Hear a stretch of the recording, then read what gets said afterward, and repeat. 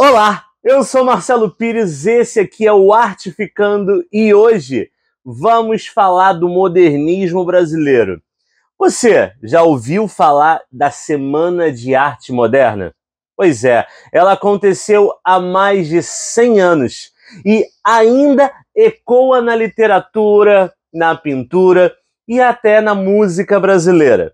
Hoje vamos descobrir o que foi o modernismo brasileiro, o que foi um movimento que mudou completamente a forma como o Brasil pensa e enxerga a arte. Mas claro, obviamente, somente após a vinheta. Então, editor, solta a vinheta.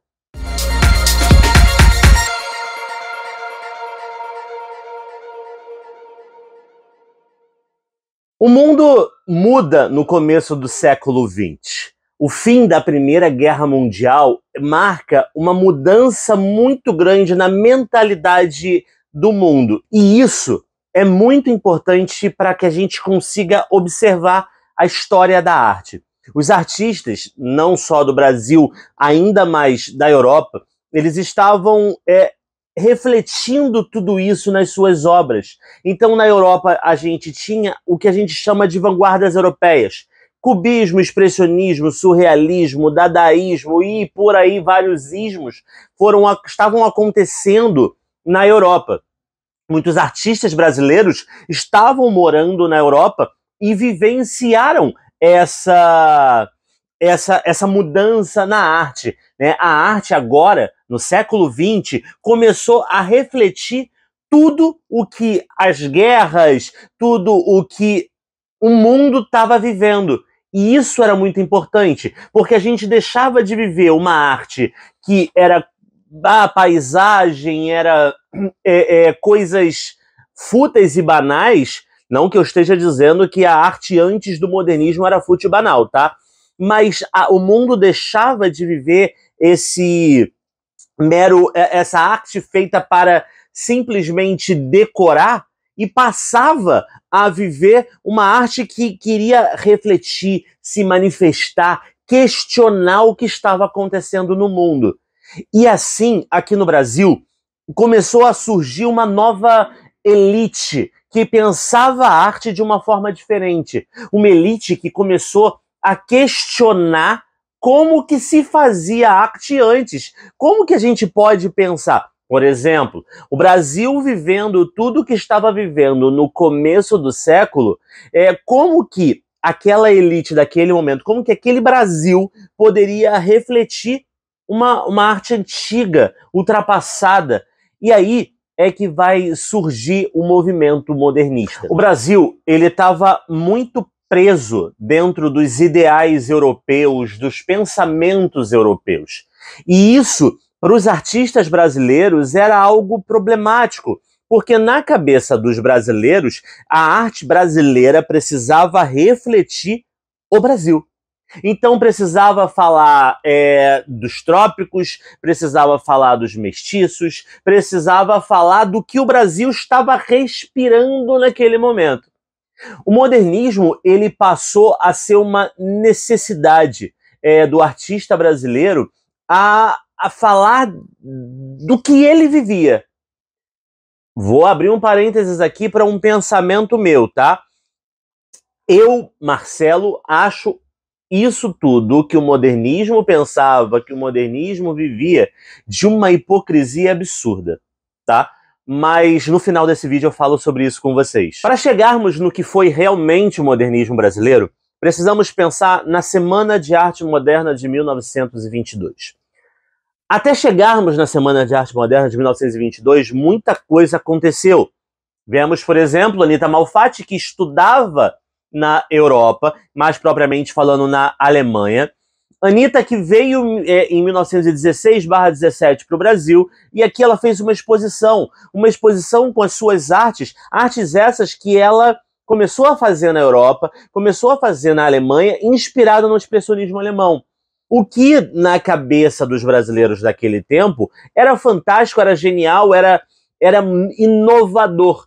pensando em todo o academicismo que acontecia antes. Então agora, Anitta trazia para o Brasil um novo gênero, um novo estilo de fazer arte, um novo estilo de se pintar.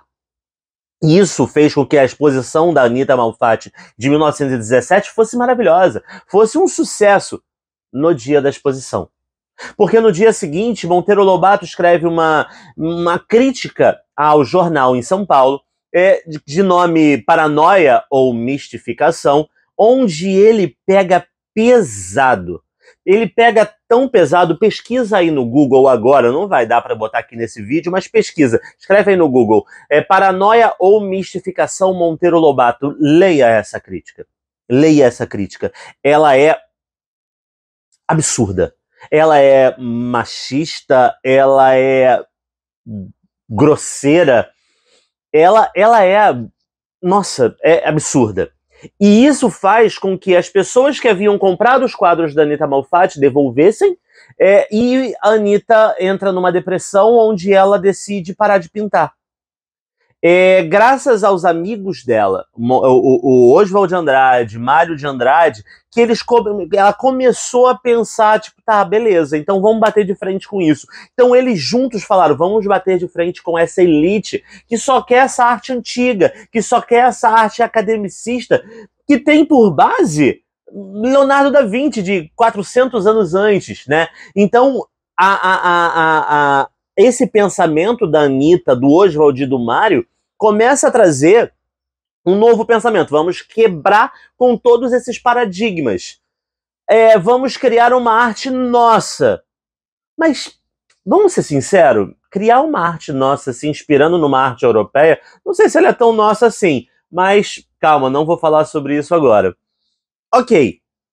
E aí surge a ideia da Semana de Arte Moderna. Vamos fazer um evento no Teatro Municipal de São Paulo, a casa da elite paulistana, a casa do parnasianismo, a casa do academicismo. Bora para lá fazer um evento para a elite vir assistir e começar a ver a nova forma de se fazer arte no Brasil. Super interessante, super inteligente. Puxando o hater, que eles começaram a pensar, caraca, vamos fazer um novo estilo, uma nova forma de arte. Porque é a partir do hater que nós vamos conseguir os amores. Isso é meio doido, tá? Isso é meio insano, mas faz sentido. Vê aí as redes sociais hoje que se baseiam exatamente nisso. Vamos chamar a atenção do hater para ser visualizado e ser amado. É o que a rede social faz e é o que em 1920 para 22 Mário de Andrade, Oswald de Andrade, Tarsila do Amaral começaram a pensar, e eles foram reunindo vários outros artistas, e nessa de reunir vários outros artistas é que surgiu a Semana de Arte Moderna de 22. Ok, a Semana de Arte Moderna de 22 ela foi importantíssima para toda essa transformação. Por quê? Foram apedrejados, foram xingados, foram agredidos e amados. É claro que isso foi passando com o tempo, mas foi. Quanto mais se falava mal, mais se falava. Quanto mais se falava, mais era visto. Quanto mais era visto, mais era amado. É muito louco isso, né? Mas essa é a dica para a rede social, né? Se você quer fazer o sucesso, puxa o hater, vai ser visto, vai ser amado. É muito louco, mas foi assim que aconteceu. É claro, depois eu vou fazer um vídeo só sobre a Semana de Arte Moderna de 22. Na verdade, eu tenho um vídeo aqui no canal bem antigo sobre a Semana de Arte Moderna de 22. Se quiser, vou deixar o link aqui nos comentários. Então você pode ir lá assistir, mas depois eu vou fazer um vídeo melhor, com mais tranquilidade para vocês.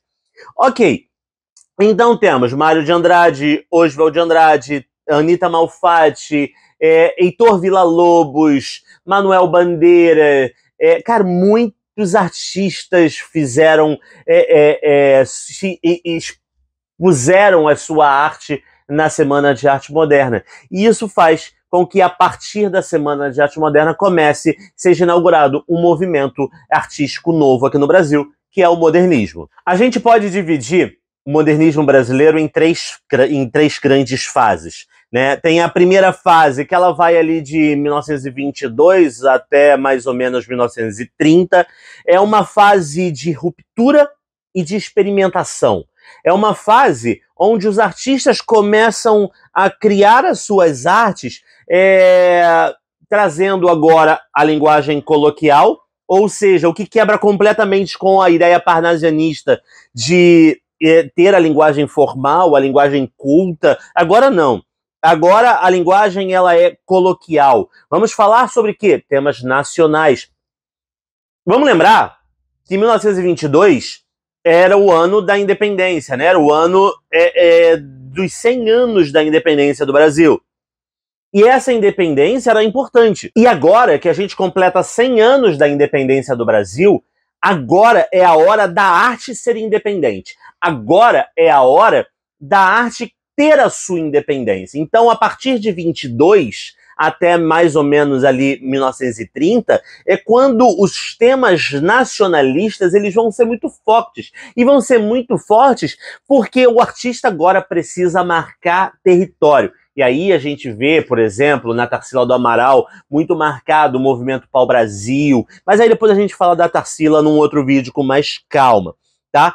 Vemos, então, por exemplo, na literatura, Mário de Andrade escrevendo Macunaíma. Macunaíma, que é um indígena que é preto e que, indo para São Paulo, ele vira branco, né? Ou seja, essa miscigenação do povo brasileiro, né? É o indígena, é o preto, é o branco. Essa miscigenação que se transforma em nós, em uma pessoa só. Isso é muito legal, isso é muito interessante, é um livro genial, leia esse livro, porque ele realmente é muito, muito, muito, muito bom.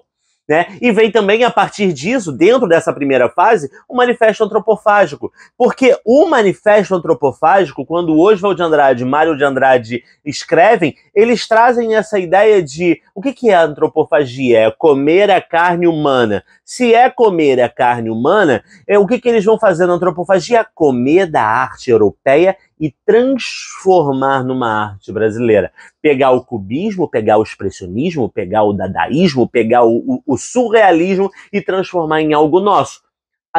Tarsila do Amaral fez isso. Tarsila do Amaral, em 1928/29, ela pinta um quadro para dar de presente para Oswald de Andrade, seu atual marido, e pinta o Abapuru. Abapuru, que significa homem que come homem, gente que come gente. Né? Por quê? Porque essa ideia, ela traz toda a teoria do surrealismo, né, misturando com uma estátua, uma escultura de Auguste Rodin, que é o pensador, e aí ela traz para um pensador brasileiro, um pensador com a cabeça pequenininha e com um corpo muito grande. Por quê? Porque naquele momento político brasileiro havia uma busca muito grande pelo trabalho.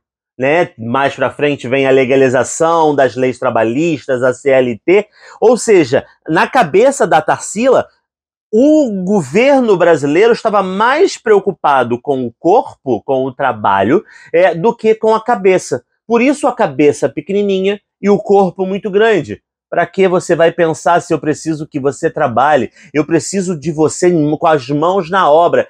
E não de você pensando, porque se você pensar, você não vai receber o salário de fome que eu tô te pagando, né? Mas isso é muito complexo, tá? A gente poderia fazer um vídeo só sobre Abapuru aqui, mas não é esse o momento. A segunda fase do modernismo é uma fase de consolidação, né? É uma fase de maturidade. Isso é muito, muito, muito interessante, porque é uma fase engajada politicamente. É uma fase que começa a partir de 1930 e vai até mais ou menos ali 1945. Pensa politicamente o que está acontecendo no Brasil. Estuda um pouco sobre o Estado Novo. O Estado Novo, ele começa muito forte nesse período. Né? É dentro desse período que a gente tem a primeira ditadura, né? Ali, aquela ditadura de Vargas. É nesse período que é a Segunda Guerra Mundial, né? Então a gente está, lembrando que esse período vai até 45. Então a gente tem um momento ali muito forte, muito maduro do modernismo brasileiro. A gente tem artistas geniais nesse momento. A própria Tarsila do Amaral, que ela pinta os quadros operários, né? Na literatura tem Graciliano Ramos, tem meu tio-avô Carlos Drummond de Andrade, tem Jorge Amado, né? Esse é um período bastante importante, político, social, é um período muito forte do modernismo brasileiro, né? Então, isso é muito legal da gente pensar, porque se a gente for parar para ler o modernismo brasileiro da segunda fase e parar para estudar toda uma questão histórica do momento, é de uma riqueza social, política, existencial muito maneira. Muito, muito, muito legal mesmo. A terceira fase é a terceira fase que vai após 1945, né? E aí a gente tem um momento de diversificação, porque nessa terceira fase a gente tem a influência do existencialismo, tá? A gente pode fazer um vídeo só sobre o existencialismo, porque é bem interessante de pensar sobre isso. Esse vídeo com certeza tá muito grande, então não tem condições, né, da gente falar sobre o existencialismo nesse momento, mas posso fazer um vídeo só sobre o existencialismo para a gente poder conversar sobre ele, mas esse período, então, é um período de influência do existencialismo, né? É um período regionalista, bastante regionalista, é um período que a gente está em transição já quase para a arte contemporânea, para a arte conceitual, mas aí é um outro vídeo isso. Já viram quantos vídeos tem aqui, então, ó, fica aqui, não esquece de dar seu like, de comentar, de se inscrever aqui no canal, porque esse canal aqui, ó, tem muita informação e eu tô trabalhando bastante para vocês, hein? Então se inscreve aí, por favor. Então, se a gente for parar para pensar, nesse período, quem que a gente tem, assim, de muito forte dentro da nossa literatura? Clarice Lispector. Clarice Lispector é uma... Acho que, para mim, se eu parar agora para pensar no modernismo da terceira fase, eu penso em Clarice Lispector. Penso em Guimarães Rosa. Penso em... Ai, o nome fugiu da cabeça. Nossa, eu adoro ele. O livro dele tá aqui, inclusive. João Cabral de Melo Neto. Cara, então, olha como são artistas densos, intensos, que vão para dentro da cabeça, da memória, da imaginação, né? Então é muito legal. Então essas são as três grandes fases do modernismo brasileiro, tá? Claro que tem muita coisa que a gente precisa falar ainda sobre o modernismo brasileiro. O modernismo brasileiro, ele foi um movimento artístico do Brasil. Eu posso trazer uma imagem que é uma imagem de grito, né? Como se a arte brasileira estivesse necessitando acordar para a sua própria identidade, acordar para o que ela realmente era. E isso é genial, porque é trazer a arte não só mais para a elite, mas agora para o povo, né? E isso foi muito legal. Eu acho que a longo prazo, a arte brasileira, ela realmente passou a ser uma arte democrática. Coisa que até o século XIX, começo do século XX, a arte brasileira não era nada democrática. Teatro no Brasil, teatro no Rio de Janeiro, se falava em francês. Eram poucos os teatros que você via teatro pro povo, né? Claro, século XVIII a gente não pode esquecer de Martins Pena, que aí sim a gente tinha um teatro pro povo, mas os grandes teatros, eles eram teatro para elite, né? Aqui no Rio de Janeiro, em São Paulo, é claro que o modernismo carioca, ele segue um caminho um pouco diferente. Depois eu até quero fazer um vídeo falando sobre isso com vocês com mais calma, porque o modernismo carioca, ele tinha uma outra frente, né, do modernismo de São Paulo, do modernismo da Semana de Arte Moderna de 22, tá? Mas, assim, o modernismo, ele realmente foi um momento de transformar o ser ou não ser, né? O to be or not to be, ou seja, to be or not to be. Essa é a questão. É muito interessante, é muito rico. O modernismo brasileiro, ele realmente é muito profundo mesmo. E a gente ficaria aqui horas falando sobre isso com vocês, mas esse vídeo tá longo, não sei nem se você chegou até aqui. Espero que sim! Espero que sim, espero que sim, tá? Mas é importante a gente pensar sobre isso. Eu falei que eu ia conversar com vocês sobre o que eu achar o modernismo paulistano, o modernismo hipócrita, porque era a elite contra a elite, né? Era Mário de Andrade, Oswald de Andrade, Tarsila do Amaral. Tarsila do Amaral a gente não pode esquecer que era uma das mulheres mais ricas da cidade de São Paulo, né? Ela não, o pai dela, né? O pai da Tarsila do Amaral tinha fazendas de café pela cidade. O pai da Tarsila do Amaral quebrou em 1929 e ele quebrou, ele faliu, né? Mas a Tarsila era uma mulher riquíssima. Então, na verdade, era a elite batendo na elite. Então, quando a gente lê, por exemplo, a poesia de Mário de Andrade, Ode à Burguesia, né, na verdade, hipócrita. Porque ele está desejando morte ao burguês, ao burguês Tilbury, mas esse burguês é ele mesmo. Ele mesmo. Mas, a longo prazo, o movimento funcionou. A longo prazo, essa briga da elite com a elite, pela elite, ou pelo povo, acabou funcionando, né? Acabou funcionando.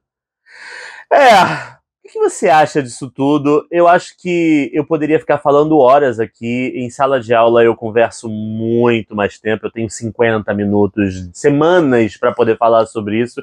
E aqui eu tinha pouco tempo. Então, eu espero que tenha dado para falar. Eu espero que vocês tenham gostado. Deixa seu like aí, fala comigo, conversa, fala o que você pensa. Deixa seu comentário, fechou? Aqui a gente tem vídeos, claro, uma vez a cada semana, mas eu tenho um outro canal que se chama Artificando Games, onde eu saio do mundo das artes visuais para as artes jogáveis. Então lá eu tenho vídeo todo dia, lá tem lives, lá tem uma porção de coisa, então não vai ficar com saudade de mim. Corre lá pro Artificando Games, segue lá o canal. Esse aqui, claro, é o meu canal principal, é o meu amor falar de arte. Mas lá também tem muita coisa, lá tem muita coisa mesmo. Então, se acabar aqui, se já tiver maratonado todos os vídeos daqui, vai lá pro Artificando Games que você não vai ficar sem mim. Forte abraço para vocês, até o próximo. E editor, solta a vinheta.